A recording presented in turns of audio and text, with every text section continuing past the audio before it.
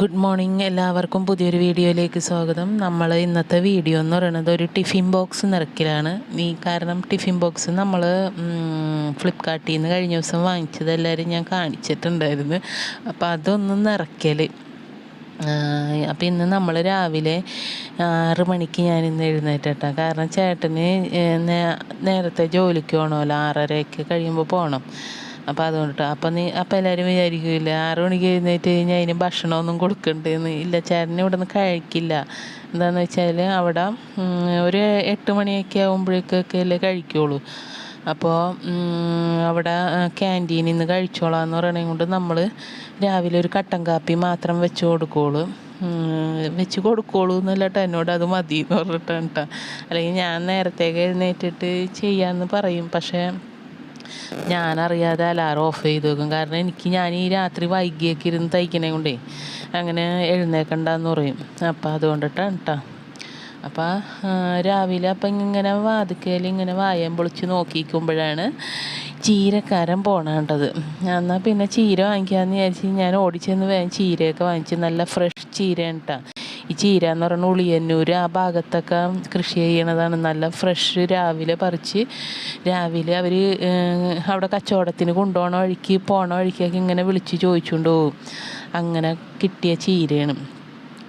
അപ്പോൾ ചീരയുടെ ഒപ്പം തന്നെ നമ്മൾ മുട്ട ബുൾസൈന്നൊന്നും പറയാൻ പറ്റില്ല കേട്ടോ. ഇത് മറിച്ചും തിരിച്ചൊക്കെ ഇട്ടൊക്കെ ഞാൻ കൊടുക്കുകയുള്ളൂ.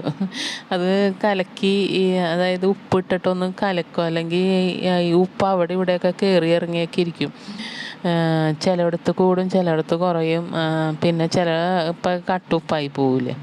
എനിക്കാണെങ്കിൽ ഈ ഉപ്പിൻ്റെ അസുഖമുണ്ട്. കാരണം ഞാൻ എന്തിട്ടാലും കൂടിപ്പോകുന്നതാണ് ഇവിടെ പരാതി. അതുകൊണ്ടിട്ട് ഞാൻ ഈ ഉപ്പ് നോക്കിയാൽ ഇപ്പോൾ ഇടാൻ ശ്രമിക്കുന്നത് അതാണ് കേട്ടോ. അപ്പോൾ പിന്നെ അതിൻ്റെ ഒപ്പം ഒരു ഇത്തിരി കുരുമുളകും കൂടി ഇടും കേട്ടോ. അത്രേ ഉള്ളൂ.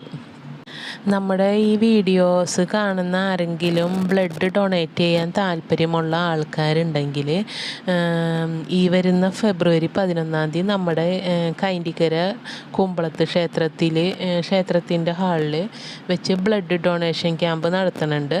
അപ്പോൾ അതുപോലെ തന്നെ കേശം, അതായത് മുടി, ഈ ക്യാൻസർ രോഗികൾക്ക് വേണ്ടി നടത്തുന്ന കേശദാന ക്യാമ്പും നടത്തുന്നുണ്ട്. അപ്പോൾ അതിലേക്ക് ബ്ലഡ് ഡൊണേറ്റ് ചെയ്യാനും മുടിയൊക്കെ ഡൊണേറ്റ് ചെയ്യാൻ താല്പര്യമുള്ള ആൾക്കാരുണ്ടെങ്കിൽ നമ്മുടെ ഈ ചാനലിൻ്റെ കമ്മ്യൂണിറ്റി ടാഗിൽ ഞാൻ അതിൻ്റെ ഒരു നോട്ടീസിൻ്റെ ഒരു ഫോട്ടോ ഇടാം.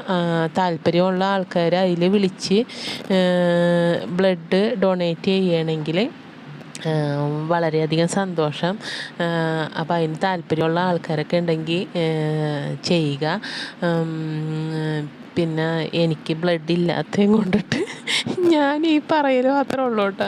കാരണം എനിക്ക് ബ്ലഡ് കുറവാണ്. ഞാൻ ഒരു ആൾക്ക് ബ്ലഡ് ഡൊണേറ്റ് ചെയ്യാൻ ചെന്നപ്പോൾ എന്നോട് പറഞ്ഞു, മോള് വേഗം വീട്ടിലോട്ട് പൊക്കോ, ബ്ലഡ് ഇല്ല എന്ന് പറഞ്ഞു.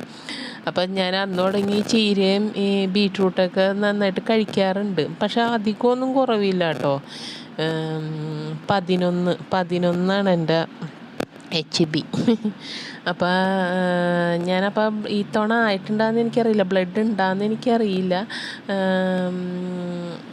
എന്നാലും ശ്രമിക്കും നമ്മളെ കൊണ്ട്. പിന്നെ മുടി ഞാൻ കൊടുക്കില്ല, ഒരു മനുഷ്യനും കൊടുക്കില്ല, ആകെ കുറച്ചുള്ളൂ. അതുകൊണ്ടിട്ട് ഞാൻ കൊടുക്കില്ല കേട്ടോ.